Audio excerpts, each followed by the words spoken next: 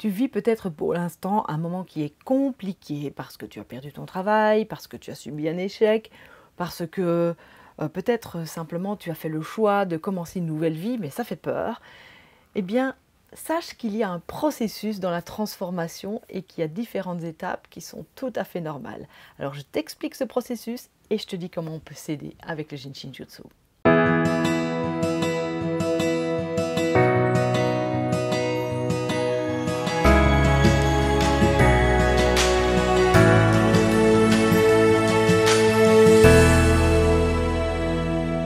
Bonjour, Isabelle avec vous aujourd'hui pour vous parler de transformation, pour vous parler de changement, pour vous parler de ce processus qui est tout à fait normal et qui nous arrive en tout temps, tout au long de notre vie.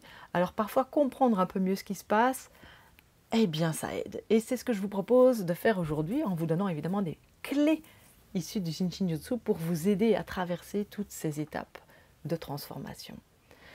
Au départ, on est dans une zone de confort, on appelle ça, hein, vous savez qu'on parle souvent de sortir de sa zone de confort, mais au départ, on est dans une zone où tout va bien, où on est dans notre routine quotidienne, il ne se passe rien de très particulier, et a fortiori, tout va bien. On est parfois un peu dans l'ennui, mais ça c'est autre chose. La vie coule, la vie s'écoule tranquillement. Rien ne nous pousse à changer. Et puis, à un moment donné, quelque chose va se passer. Il va y avoir un événement. Alors, soit ça peut être un événement intérieur où on a une prise de conscience, ou peut-être justement qu'on est dans une routine, qu'on a envie d'en changer de cette routine, qu'on a envie de changer d'espace de vie, n'est-ce pas? Comme je suis passée de la maison à la tiny house, comme je suis passée de la Belgique à la Bretagne. Bref, on a un projet qui est là peut-être, on a une envie. Au départ, c'est juste un cheminement qui se fait à l'intérieur. Mais parfois, c'est aussi un événement qui est extérieur. Alors, cet événement qui est extérieur, on l'a choisi ou on ne l'a pas choisi, ça dépend. Ça peut être un événement heureux, ça peut être un mariage, une naissance, ça peut être « Ah, j'ai décidé de m'inscrire à une nouvelle formation qui me plaît beaucoup ». Ça peut être un événement qui malheureusement est moins sympathique, la perte d'un travail, la perte d'un animal, de quelqu'un, l'échec. Voilà, toutes des choses, tous des événements. Voilà, le petit chat qui déboule, et c'est ok. Il se passe un événement, le chat qui arrive et que ce n'était pas prévu. Voilà. Et donc, quand cet événement arrive, qu'il soit intérieur ou extérieur à nous, qu'il soit voulu, qu'il ne soit pas voulu, qu'il soit heureux, qu'il soit malheureux, ça provoque un petit peu de turbulence là à l'intérieur. Et puis, bien souvent, il y a une période de résistance. Parce que, qu'on l'ait voulu ou qu'on l'ait pas voulu, mais malgré tout, ça nous demande de changer nos habitudes, ça nous demande de sortir de cette fameuse zone de confort, et donc là, on y résiste, souvent. Pour passer au-delà de cette résistance, je vous dirais, pratiquer du Jinshin Jutsu, ça peut être une grande aide. Déjà, prendre ses doigts. Prendre son pouce, par exemple, hein, comme on a vu dans la vidéo précédente, pour calmer nos inquiétudes, pour calmer nos peurs, le pouce, l'index, le petit doigt, les autres aussi. Hein. Les autres doigts aussi peuvent vous aider si c'est eux qui vous attirent, allez les voir. Mais voilà, déjà là, se poser, respirer profondément, revenir dans l'ici et maintenant, revenir surtout au contact de ce que notre corps a à nous dire, ça va nous aider à passer cette période de résistance. Et derrière la résistance, souvent il y a aussi le chaos. Le chaos qui s'installe, parce que là, on perd tous nos repères. Par exemple, il y a un mois, quand je suis arrivée ici en Bretagne, il a fallu tout recommencer de zéro. S'inscrire dans les différentes administrations, aux impôts, changer l'immatriculation du véhicule, enfin voilà. Et puis là, on se dit, mais bon sang, mais qu'est-ce que j'ai fait? Je vous promets que quand le jour où j'ai quitté mon boulot, c'était mon dernier jour de boulot, je suis rentrée chez moi, l'émotion m'est montée, je me suis dit, mais qu'est-ce que j'ai foutu? Là, j'ai plus de maison, j'ai plus de boulot, mais qu'est-ce que je fais? Le chaos, je vous promets qu'il était bien là. Il était voulu, et je ne le regrette pas, mais il était là.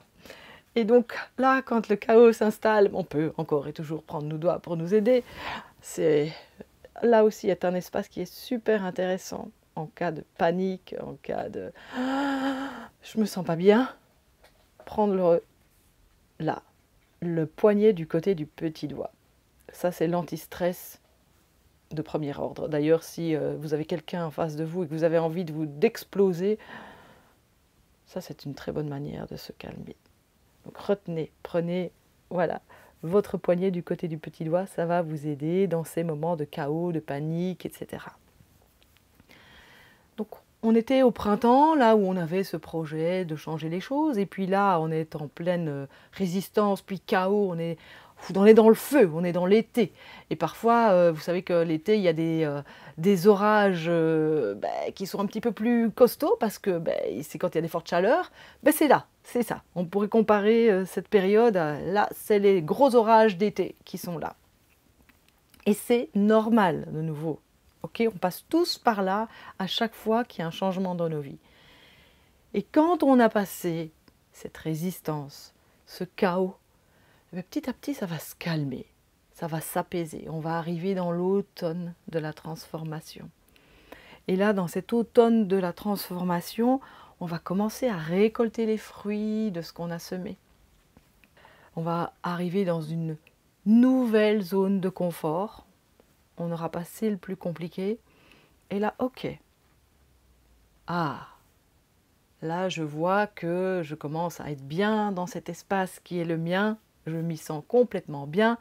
Et je peux même vous dire, je me sens vraiment beaucoup plus épanouie et encore plus libre qu'avant, que d'avoir fait ce choix de partir, de vivre en tiny house et d'être en plein milieu de la nature. Mais chaque jour, je dis merci parce que j'entends les oiseaux qui chantent quand je me réveille, parce que je suis au milieu du verre et que moi j'en ai besoin, et que je me sens bien apaisée, que je me sens beaucoup plus alignée, beaucoup plus enjouée. Ah, là, je récolte les fruits. Je peux faire mes vidéos, voilà, pour vous partager tout ça quand bon me semble. Évidemment, en structurant un peu mon travail, ce qui n'est pas toujours facile pour moi d'ailleurs. Mais voilà, c'est voilà. Je récolte les fruits de cette période de turbulence. J'ai agrandi ma zone de confort et finalement, je me sens grandie de tout ça. Toujours. Je vous promets que même si ce sont des difficultés qui, dans un premier temps, qu'on n'avait pas demandé, ou un accident, ou quoi que ce soit, c'est ce qu'on appelle la résilience. On sort grandi de tout ça. On a une nouvelle manière de voir la vie, on est beaucoup plus dans la gratitude, et on voit que les choses se mettent en place pour nous, donc ça c'est vraiment un cadeau. Et après l'automne vient l'hiver. Et l'hiver, il nous invite à nous poser dans cette nouvelle situation, à savourer tout ce chemin parcouru. Prendre le temps de se poser et de savourer, peut-être pas de partir vite fait vers déjà un autre projet par exemple, ou parfois il y a des choses qui se présentent à nous, on est obligé à nouveau de les traverser, c'est sûr, ce sont les cycles de la vie. Mais à la fin de chaque cycle, prenons le temps de nous poser et de savourer ce qu'il nous a apporté. C'est vraiment important, intégrer. Et là, ressentir la joie, ressentir le sourire. Et pour nous poser, ce qu'on peut faire, on peut le faire ensemble un peu maintenant, c'est de simplement se prendre dans les bras, de venir placer les mains sous les aisselles, la main droite sous l'aisselle gauche, la main gauche sous l'aisselle droite, et laisser les pouces se poser là sur le haut de la poitrine. Et cette position, vous pouvez la prendre à tout moment de votre transformation. Que ce soit au moment où peut-être vous cherchez l'inspiration, vous avez des idées, ça va vous permettre de vous poser et d'éclaircir vos idées. Que ce soit quand vous êtes dans la résistance, puis dans le chaos, de nouveau ça va m'aider à me poser ici, maintenant, à observer ce qui se passe en moi. Et du coup, quand j'observe ce qui se passe en moi, quand je viens dans mon corps et dans mes ressentis, je suis pleinement ici et maintenant. Je ne suis plus dans ma tête qui a peur de l'avenir ou qui se fait 36 000 plans. Et là, je peux retrouver la paix intérieure. À tout moment, même pendant le chaos, retrouver cette paix intérieure en soi, elle est toujours là, je vous le promets. Prenez le temps de vous prendre dans les bras, quelques minutes. Et puis là maintenant de respirer. Où que vous en soyez dans votre processus de transformation, là maintenant, prenez quelques minutes pour vous poser, pour fermer les yeux, pour revenir dans votre corps. Scannez de la tête aux pieds, voir peut-être qu'à certains endroits il y a des tensions, des inconforts. Être avec cela, quoi que ce soit. Et respirer en conscience.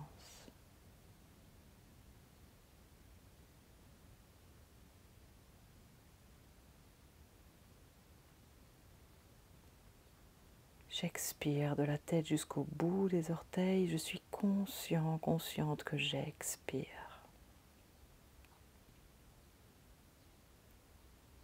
Et puis je me laisse inspirer des pieds jusqu'à la tête. Et je suis consciente que j'inspire.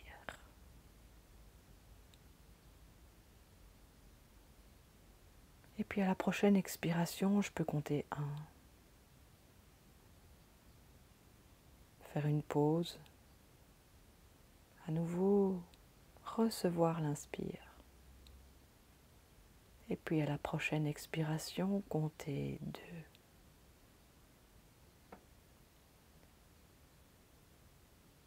Et comptez ainsi vos respirations et plus précisément vos expirations qui vont s'allonger peu à peu jusqu'à peut-être 36, comme nous le propose Mary Baumeister dans ses livres d'aide à soi-même. 36 qui énergétiquement permettra un cycle complet.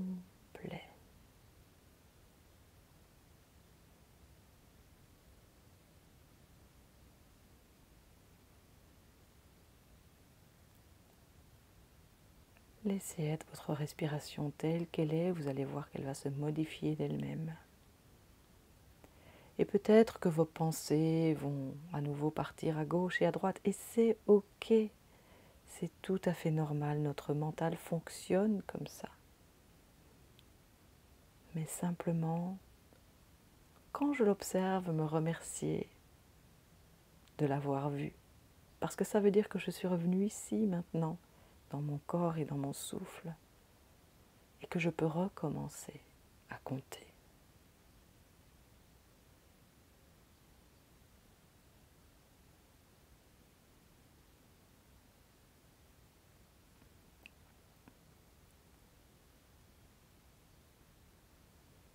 Alors je ne vais pas ici compter jusqu'à 36, sinon je vous laisserai entre 5 et 10 minutes de silence.